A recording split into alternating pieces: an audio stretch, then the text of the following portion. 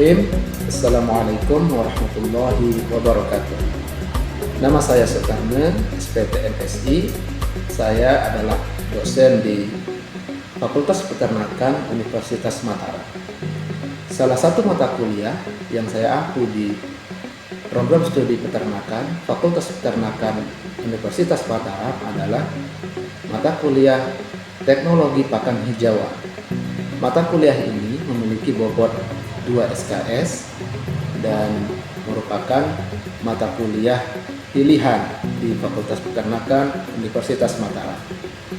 Mata kuliah ini memiliki kode mata kuliah BK6.EHR 62.37. Adapun CPL mata kuliah ini adalah yang pertama, menguasai pengetahuan dan teknologi peternakan meliputi pengembangbiakan, pakan, pengolahan hasil, manajemen pemasaran, bioteknologi, dan pengorganisasian sistem produksi ternak berkelanjutan yang efektif dan efisien berbasis ilmu dan metode ilmiah. CPL yang kedua, mampu menerapkan teknologi peternakan yang berorientasi pada peningkatan produksi, efisiensi, kualitas dan keberlanjutan yang dilandasi oleh penguasaan ilmu peternakan yang meliputi ilmu ternak, breeding, feeding, manajemen, penanganan hasil ternak, serta sosial ekonomi peternakan. Adapun CPL yang ketiga, mampu merencanakan, merancang, melaksanakan, dan mengevaluasi sistem produksi peternakan yang efektif dan efisien, baik secara individu maupun tim dengan pendekatan multidisiplin, serta mampu bertanggung jawab terhadap pencapaian hasil kerja organisasi. Dan CPL yang keempat, mampu menghasilkan inovasi dalam industri peternakan dengan memanfaatkan teknologi informasi terkini, berkomunikasi secara lisan dan tulisan dalam bahasa asing. Adapun CPMK yang termuat di dalam mata kuliah ini, yang pertama, mampu menjelaskan prinsip pengolahan dan pengawetan hijauan pakan ternak. Yang kedua, mampu menjelaskan macam-macam teknologi pengolahan dan pengawetan hijauan pakan ternak. Yang ketiga, mampu melaksanakan dan mengembangkan teknologi pengolahan dan pengawetan hijauan pakan ternak. Dan yang keempat, mampu membuat inovasi dalam menghasilkan produk olahan dan awetan hijauan pakan ternak. Adapun deskripsi dari mata kuliah ini adalah mata kuliah ini membahas tentang teknologi penyimpanan dan teknologi pengolahan pakan hijauan. Teknologi penyimpanan akan membahas tentang teknologi penyimpanan pakan secara basah atau dengan kadar air tinggi dan teknologi penyimpanan secara kering, yaitu dengan bahan pakan berkadar air rendah.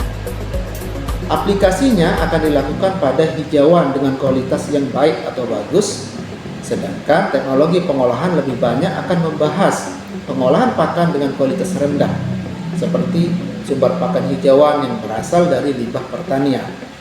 Dengan mengetahui kedua teknologi tersebut, diharapkan mahasiswa bisa mengaplikasikan kapan mereka akan mengolah hijauan dan kapan mereka harus menyimpan hijauan atau menerapkan teknologi konservasi. Kemudian bahan kajian atau rincian materi yang akan disampaikan di dalam mata kuliah ini, pertama berkaitan dengan pendahuluan, yaitu pengenalan tentang hijauan pakan ternak, kemudian teknologi yang ada berkaitan dengan pakan ternak, kemudian kedua prinsip-prinsip dalam pengolahan dan pengawetan hijauan pakan ternak, kemudian materi yang ketiga teknologi pengolahan hijauan pakan ternak secara fisik, kemudian yang keempat teknologi pengolahan hijauan pakan ternak secara biologis, kemudian yang kelima teknologi pengolahan hijauan pakan ternak secara kimia, yang keenam teknologi konservasi dengan kadar air tinggi, dan yang ketujuh teknologi konservasi dengan kadar air rendah. 7 pokok bahasan tadi itu akan disampaikan dalam 16 kali pertemuan dengan metode penyampaian. penyampaian ceramah di awal-awal sesi perkuliahan, kemudian nanti akan ada presentasi terhadap proyek yang diberikan, kemudian nanti akan ada hasil akhir atau produk dari proyek yang diberikan. Dengan demikian dapat dikategorikan mata kuliah ini menerapkan pembelajaran berbasis proyek. Adapun penilaiannya nanti berkaitan dengan mata kuliah ini, pertama unsur yang dinilai itu adalah kehadiran dengan bobot nilai 10%, kemudian nanti akan ada kuis untuk mengukur pemahaman mereka dari materi yang telah disampaikan sebanyak 20%, kemudian 70%-nya adalah berdasarkan nilai proyek. Adapun nilai proyeknya nanti akan dinilai dari presentasi, kemudian keaktifan, kemudian kualitas produk dari proyek yang dihasilkan. Demikian deskripsi mata kuliah ini, kemudian kita lanjut ke pembelajaran di dalam kelas. Terima kasih.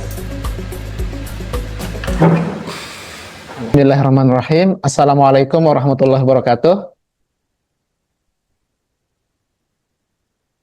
Alhamdulillahirabbil alamin. Puji syukur kita panjatkan kepada Allah Subhanahu wa taala. Salawat dan salam semoga tercurah ke junjungan alam Nabi besar Muhammad sallallahu alaihi wasallam. Alhamdulillah, pagi ini kita bisa lanjutkan kuliah kita. Tapi sebelum kita lanjut, saya ingin bertanya, apa kabar semuanya? Sehat ya? Alhamdulillah. Baik, jadi kuliah kita pada pagi hari ini adalah mata kuliah teknologi pakan hijauan. Kita masuk ke sub pokok bahasan yang ketiga, yaitu prinsip-prinsip dalam pengolahan dan pengawetan hijauan pakan ternak. Sebelum kita mulai, kita berdoa dulu. Silahkan berdoa menurut agama dan kepercayaannya masing-masing.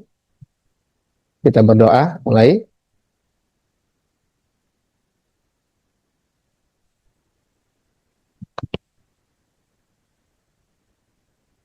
Baik, berdoa selesai.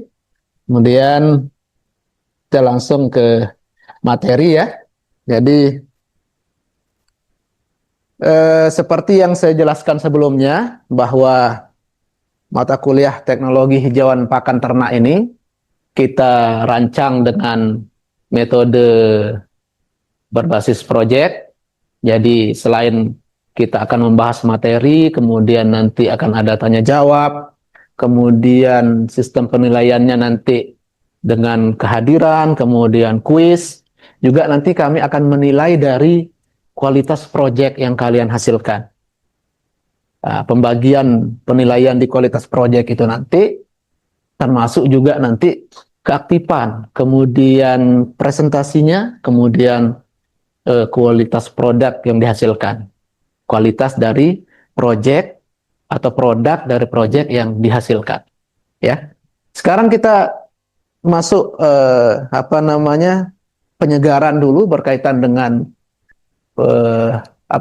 prinsip-prinsip pengolahan dan pengawetan hijauan pakan ternak.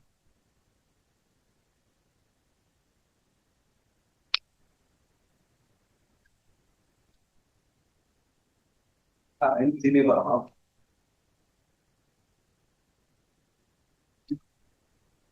Tidak mau ya?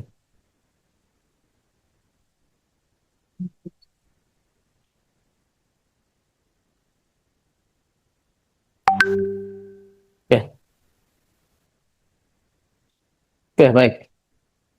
Jadi jenis teknologi pakan sangat erat kaitannya dengan pola pemeliharaan ternak yang diterapkan. Oleh sebab itu kita harus tahu dulu apa saja pola-pola pemeliharaan ternak yang ada. Oh, Pak, arahin ke sini, arahin ke laptop, Pak. Mau jangan ditutup depan itu, boncengin. Ini gambar. Oke. Nah, ini beberapa ilustrasi ya pemeliharaan ternak. Jadi kalau di Sumbawa itu, kalau kita lihat di sini, ada yang dilepas di alam terbuka, dilepas dan dikandangkan mengikuti musim tanam. kemudian dilepas pada pastura, dilepas siang, dikandangkan malam, kemudian ada yang dikandangkan secara intensif atau prinsip cut and carry. Jadi peternaknya yang aktif ngambil pakan, kemudian ternaknya pasif. Dia tinggal diberikan makan, yang biasanya proses penggemukannya lebih cepat. Nah, kalau kita lihat ilustrasi realnya di lapangan seperti ini, itu kalau di Sumbawa itu biasanya terbuka, lepas seperti ini. Kemudian kita di Lombok biasanya seperti ini. Jadi dikandangkan, kadang cut and carry full, ya. Kadang bisa juga dia dilepas di kebun, misalnya di tegalan, kemudian malamnya dimasukkan di kandang juga bisa. Nah, ini contoh pola yang intensif, ya, penggemukan. Kemudian ini kalau kita lihat di luar negeri, kebanyakan pakai teknologi high, pakan dikeringkan, kemudian ada pakan penguat dari pakan pelet komplit biasanya atau pakan konsentrat. Ah, ini contohnya. Ah, ini juga feedlot di luar negeri. Pasturanya sudah seperti ini menggunakan peralatan yang maju, ya. Apa tujuan saya menyampaikan gambar-gambar tadi itu? Tujuan saya adalah ingin memberikan gambaran bahwa sebuah konsep teknologi itu tergantung dari pola pemeliharaan. Sekarang kalau pola pemeliharaan kita seperti yang biasa tadi di Sumbawa, di Lombok, mungkin belum membutuhkan kita teknologi yang terlalu tinggi, teknologi yang wah, menggunakan alat berat yang harganya sampai 2M, 3M, misalnya seperti alatnya John Deere yang mekanisasi pertanian atau untuk pakan ternak. Oleh sebab itu, kita akan sesuaikan apa teknologi yang betul-betul aplikatif di lingkungan kita sesuai dengan pola pemeliharaan yang ada di masyarakat. Karena prinsip dari teknologi itu adalah harus efektif yang pertama, kemudian yang kedua apa? Dia harus efisien. Artinya apa? Efektif itu tepat, dia disukai misalnya, kemudian bisa memberikan dampak yang bagus. Efisien artinya kalau dikaji secara ekonomi, dia itu tidak merugikan, tapi malah jauh menguntungkan. Itu kira-kira. Nah, ini beberapa tujuan inovasi, ya, teknologi pakan yang termuat di dalam mata kuliah ini. Nanti ada teknologi pengawetan, kapan pakan harus diawetkan. Ada teknologi pengolahan, kapan pakan harus diolah. Jadi tidak semua pakan harus diolah, ya. Ketika pakan itu kualitasnya sudah bagus, maka dia cukup diawetkan. Nanti teknologinya ada teknologi silase yang akan kita bahas ke depan nanti. Ketika pakan itu kualitasnya jelek, ya, rendah nutrisinya, itu yang harus diolah. Ditambah suplemen lah, melalui proses suplementasi, nanti bisa amoniasi dan sebagainya. Pembuatan pakan komplit dan sebagainya. Jadi tujuannya pertama bisa untuk mengawetkan atau menyimpan pakan dalam jangka waktu yang lama, untuk meningkatkan nilai nutrisi, peningkatan palatabilitas, kemudian penyediaan pakan tambahan atau pakan alternatif ketika musim-musim paceklik atau ketika krisis pakan misalnya. Nah, ini beberapa ragam teknologi pakan yang nanti satu spesifik akan kita bahas pada hari ini berkaitan dengan silase. Jadi ada teknologi high seperti yang di depan tadi itu, pakan kering, ya. Sebetulnya pakan high itu adalah pakan yang kualitasnya bagus, sengaja dipotong pada puncak masa produksinya, kemudian dikeringkan dengan tujuan untuk pengawetan. Jadi dia termasuk teknologi pengawetan, bukan teknologi pengolahan. Ya. Kemudian ini beberapa profil hijauan kering. Nah, ini misalnya rumput yang dibuat menjadi high. Dikeringkan sampai kadar airnya di bawah 20% supaya tahan, dia disimpan. Biasanya digulung untuk mencapai kepadatan tertentu supaya dia hemat penyimpanan. Paham, ya, tujuan penggulungannya itu jadi untuk efisien tempat. Selain itu, dengan dia menggulung, nanti kan bagian dalam itu terproteksi dengan bagian yang menggulung di luar. Jadi daya simpannya menjadi lebih tinggi, lebih lama. dengan syarat kadar air tadi harus di bawah 20%. Ini kemudian dari limbah tanaman jagung juga bisa dibuat hay. Kemudian sorghum juga bisa. Dari rumput gajah, rumput odot dan sebagainya juga bisa. Kemudian sekarang kita masuk ke silase ya, atau bisa juga disebut pakan fermentasi karena ada proses fermentasi juga di dalamnya. Nah, ini merupakan teknologi pengawetan pakan juga ya. Ada orang yang mengatakan teknologi pengolahan, tapi lebih tepat ke pengawetan karena tidak banyak perubahan unsur nutrisi peningkatan. Adapun peningkatannya itu tidak signifikan sehingga dia dikatakan hanya untuk mengawetkan. Contohnya seperti ini. Rumput gajah kita punya 1 hektar misalnya. Kalau dipanen setiap hari itu kan butuh tenaga, waktu setiap hari harus panen. Maka dia dipanen sekaligus ketika puncak produksinya. Apa yang dimaksud dengan puncak produksi? Ketika produksinya tinggi, nilai nutrisinya tinggi, serat kasarnya tidak terlalu tinggi atau rendah. Ya, kemudian dipanen, kemudian disilase dengan tujuan supaya nutrisinya itu tetap tidak menurun. Itu prinsip awal silase. Prinsip dasarnya seperti itu. Bukan untuk meningkatkan nilai proteinnya, bukan. Meskipun dalam prosesnya ada sedikit peningkatan nilai protein. Makanya dia cenderung digolongkan ke teknologi pengawetan sebetulnya. Kemudian ini prinsip-prinsip di dalam pembuatan silase ya, pH-nya harus asam, kondisi asam baru dia bisa terawetkan, dia harus anaerob dan sebagainya.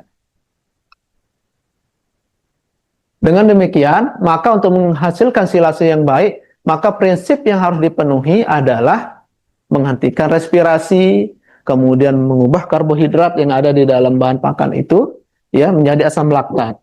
Hingga nanti asamnya akan semakin rendah jadinya. Tinggi asamnya atau pH-nya menjadi sangat rendah. Kemudian menahan aktivitas enzim dan bakteri pembusuk sehingga pakannya tidak membusuk, malah cenderung terpreservasi atau menjadi lebih awet, lebih tahan. Kemudian mencapai dan mempercepat keadaan anaerob atau kedap udara. Ini beberapa bahan tambahan biasanya di silase pakai molasses karena dia sumber energi ya. Kemudian nanti juga dia meningkatkan palatabilitas pakan. Ini beberapa jenis rumput makanan ternak ya yang bisa dijadikan silase, rumput, kemudian dari leguminosa atau dari limbah, misalnya dari jerami padi atau jerami jagung juga bisa. Cuman karena prinsipnya dia mempertahankan kualitas, dia lebih direkomendasikan menggunakan bahan pakan yang memang kualitas bagus, kayak hijauan, rumput maupun legum. Ya. Nah ini proses pembuatan silase ya. Jadi butuh silo. Silo merupakan sebuah wadah, ruang, bisa terbuat dari plastik, ya, atau drum, atau bahkan beton, atau bahkan digalikan di dalam tanah. Yang penting dia itu bisa menyimpan hijauan, kemudian bisa dibuat kedap udara. Itu prinsipnya. Kemudian nanti menggunakan bahan hijauan yang segar ya, tapi dikurangi kadar airnya supaya tidak mudah membusuk. Kemudian ada juga teknologi yang memanfaatkan penambahan beberapa aditif stimulan untuk mempercepat proses ensilase. Meskipun secara alamiah tidak perlu sebetulnya, cukup hijauan kemudian dikondisikan di tempat anaerob ya. Tidak ada udara, kemudian disimpan, dipastikan tidak ada kebocoran, maka menjadi silase, menjadi awet. Tapi beberapa penelitian, termasuk penelitian yang kami lakukan, yang sudah kita lampirkan di RPS, yang bisa dirujuk atau tempat mencari referensi, itu beberapa penambahan ini aditif stimulan, baik yang dari senyawa kimia maupun dari senyawa yang alami kita ambil dari misalnya limbah nanas, kemudian buah-buahan yang memang mengandung asam dan ada bakteri atau mikroba lokalnya, itu bisa mempercepat proses ensilase. Oke. Kita langsung ke metode pembuatan silase seperti ini ya. Jadi, kenapa dilayukan? Supaya kadar airnya tidak terlalu tinggi. Ya, idealnya itu ya 60-70% kadar air supaya nanti tidak terjadi pembusukan. Kemudian dipotong-potong, kenapa dia dipotong-potong? Supaya dia tidak menyimpan banyak ruangan. Supaya lebih kedap udara ketika kita membuatnya. Kemudian dimasukkan ke dalam silo yang bisa berbentuk galian tadi ya, atau wadah drum dan sebagainya. Kemudian dipadatkan, kemudian ditutup dan dibiarkan terjadi proses ensilase. Dengan ciri nanti dia itu asamnya sudah semakin tinggi ya. Jadi pH-nya itu di bawah 5 sudah. Itu sudah terawetkan.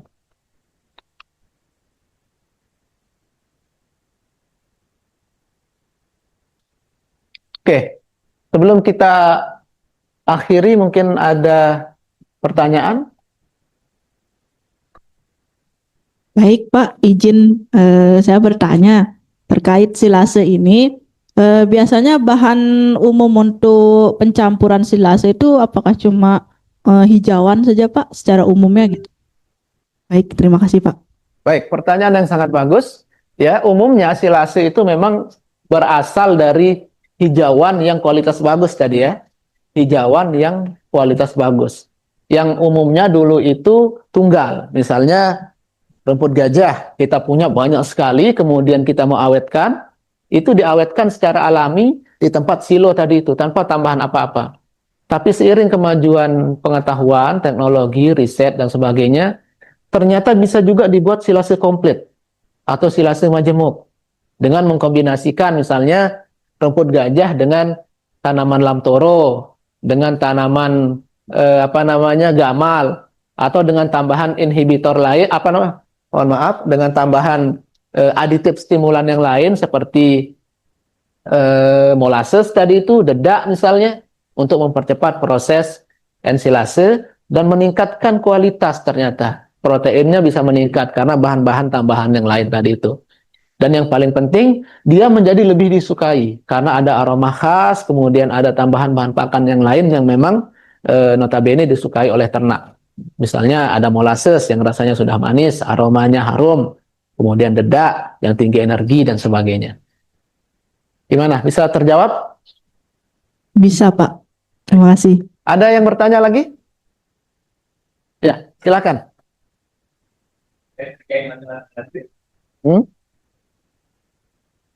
Apa saja faktor-faktor yang silase tersebut? Terima kasih. Baik. Ini merupakan faktor kunci ya dalam pembuatan silase. Jadi faktor yang mempengaruhi kualitas itu harus betul-betul diketahui ya untuk menjaga supaya nanti kualitas silase yang dihasilkan itu baik atau sesuai dengan yang diharapkan. Tentunya tujuannya untuk menghindarkan kita dari kerugian. Jangan sampai kita bertujuan untuk mengawetkan tapi malah dia rusak. Itu kan merugikan ya. Jadi pertama yang harus dipastikan adalah tadi itu, hijauannya tidak boleh terlalu tinggi kadar airnya. Kalau misalnya ketika musim hujan atau usia tanamannya terlalu muda, harus dilayukan dulu. Jadi diperkirakan sekitar 70% kadar air, 60-70% kadar air. Kemudian yang kedua, harus dipastikan bahwa kondisinya betul-betul anaerob. Jadi kondisinya anaerob. Tujuannya apa? Supaya mikroba-mikroba pembusuk itu tidak bisa bertahan hidup. Ya. Karena cenderung mikroba pembusuk itu dia membutuhkan oksigen untuk bertahan hidup. Kemudian yang ketiga, dia harus betul-betul dipastikan dua hal tadi itu berjalan dengan lancar. Kedap udara, kemudian dia itu juga secara kadar air tadi itu pas ya, kadar airnya tidak terlalu tinggi. Dengan demikian nanti proses penurunan pH itu akan semakin cepat. Mungkin ada pertanyaan, kenapa kok kita harus turunkan pH-nya? Jadi yang kita harapkan tumbuh itu adalah bakteri asam laktat. yang mana bakteri ini menghasilkan asam. Dengan kondisi asam, nanti bakteri lain tidak akan mampu hidup. Sampai-sampai pada titik tertentu nanti, dia sendiri tidak bisa hidup. Paham maksudnya ya? Tadi kan bakteri yang lain itu sudah dieliminasi oleh anaerob. Dia tidak bisa hidup. Ketika ada yang masih bisa hidup, nanti dia akan dieliminasi oleh asam. Jadi dia produksi asam sampai dia banyak asam yang diproduksi, sampai bakteri semua mati, bahkan dia sendiri mati, maka tidak ada kehidupan. Makanya dia dikenal dengan proses ensilase tadi itu. Akhirnya di sana itu vakum, ya, tidak ada bakteri, terawetkan. Itu tujuannya sebetulnya. Paham sampai di sini semuanya? Oke, baik. Sebelum kita akhiri perkuliahan kita pada pagi hari ini, saya ingin menyampaikan tugas proyek kita yang mana di dalam kontrak kuliah maupun DRPS sudah kita atur bahwa proyek ini nilainya nanti 70% dari penilaian.